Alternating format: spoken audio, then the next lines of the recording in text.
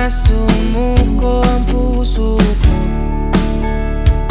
sa paulit-ulit na pagkakataon na nasaktan na bigo.